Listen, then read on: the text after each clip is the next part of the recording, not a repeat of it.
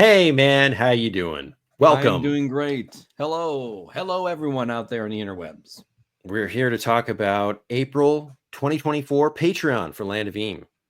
And we are excited to release 10 more folk.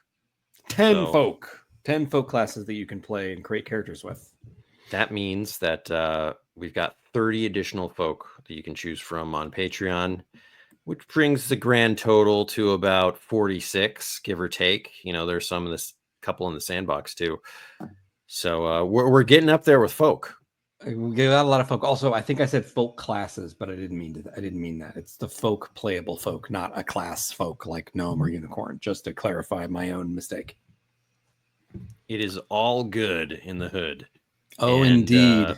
Indeed. And this month, these folk are kind of wild. I'm excited to share these guys because, whoa, we got a beamkin. Yeah, we're getting a little wild and crazy. The beamkin. It's Land of Eam's version of Ents a little bit, you know. They are walking, talking trees.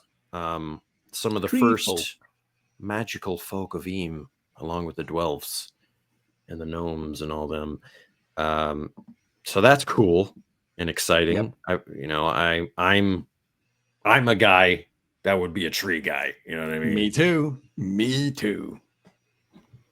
You know, you've got your resident animal, your tree magic, your strong roots.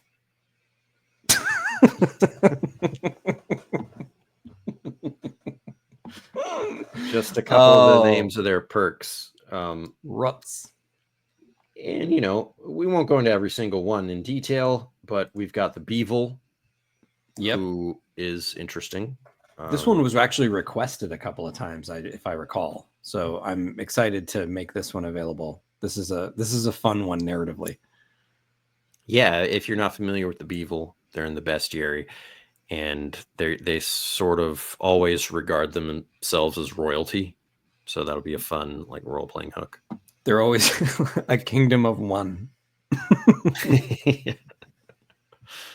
Next, what do we got? We got Chromadite. Chromadite is exciting too. This is one I will actually also make at some point. I'll make a Chromadite character. Yeah, they're very alien kind of, you know. Yes. They're definitely not people you encounter in the Mucklands or anything like that. Indeed, they're from the Underlands, and they're the first mineral-based folk, I believe. We've got another mineral-based folk, the Golem. Yep. Being a Golem. So, in my mind, a Golem is sort of in the same realm as a Beamkin for some reason, just like a sputter person. Yeah, I was going to say probably more like a sputter person, because in the lore, a Golem was created by a wizard. Since in the Land of Eam, all of the wizards are dead, the Golems are all very ancient, old beings.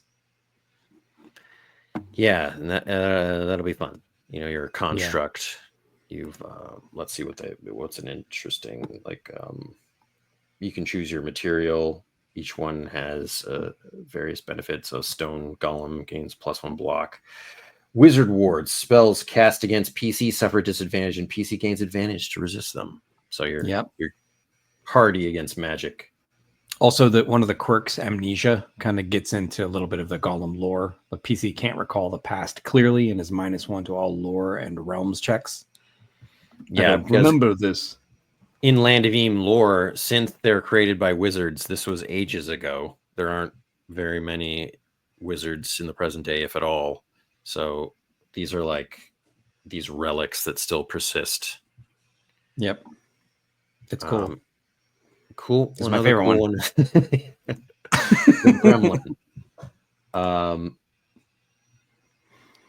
And we did a little thing where you're not only one gremlin, you're two gremlins. And you role play as two bickering little guys that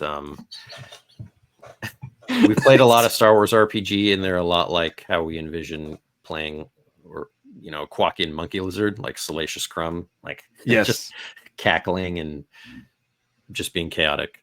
Which I did. I played a Quakian monkey lizard, and my weapon was a thermal detonator, and it was the only equipment I had.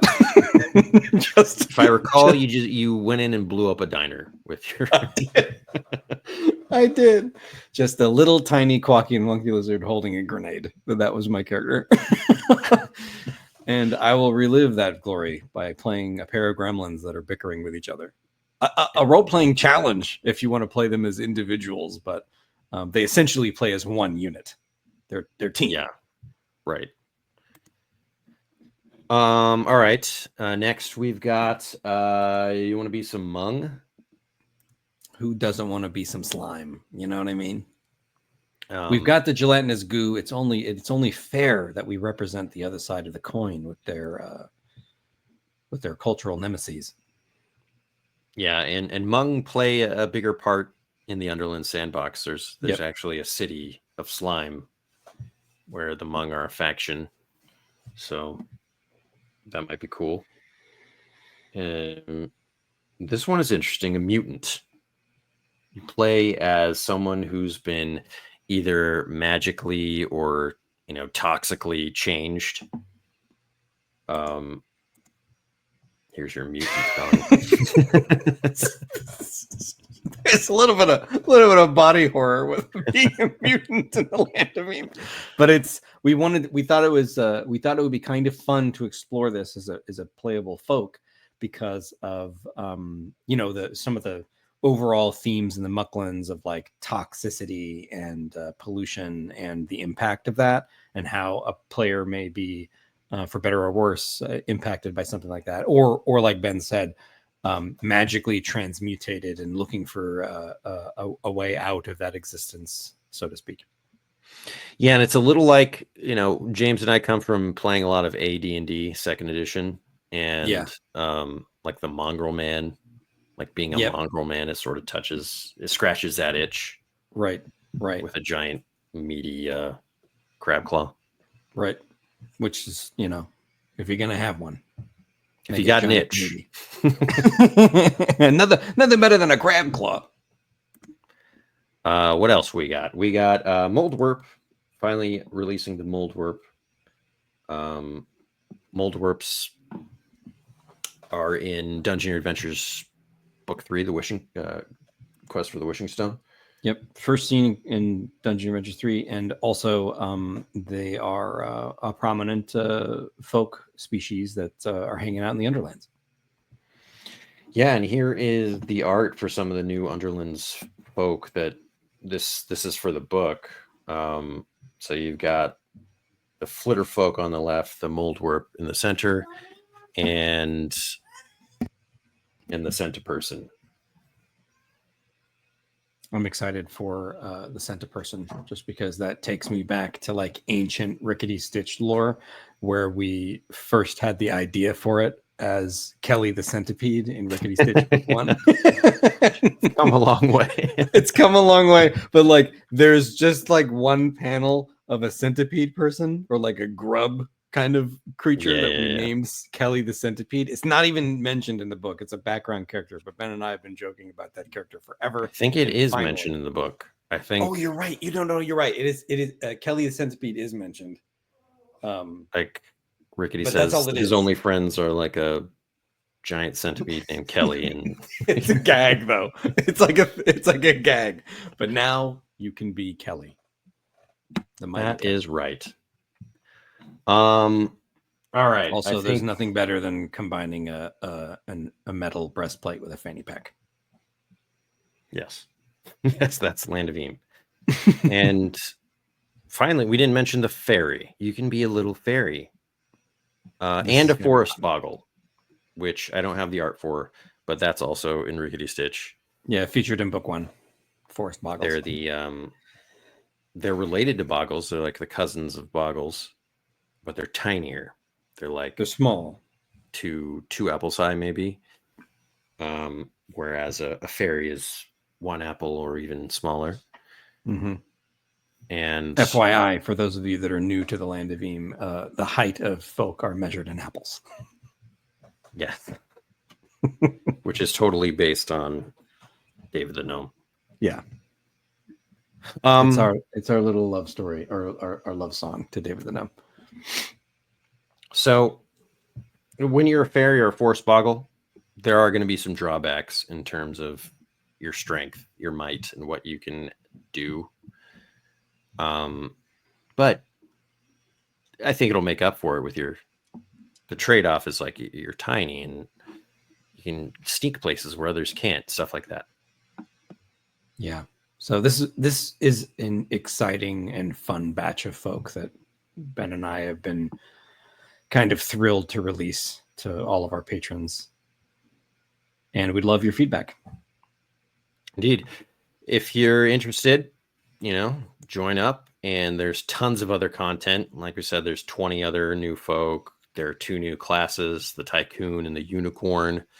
There is 50 plus professions that opens up like 150 more abilities to explore. And there's also a preview of the Underland sandbox. So there's 2 entire regions with new adversaries, new random encounters, and just all the quests and stuff that are involved. So tons of stuff in there. And a special thanks to everybody that's supported us on Patreon. Without your support, we would not be able to create so much more material, to stream every week. Ben and I have been very busy writing, and we've got a lot of exciting things to share in the not too distant future. Indeed. All right. Thanks very much. And we will see you next time. Bye-bye now. Bye-bye.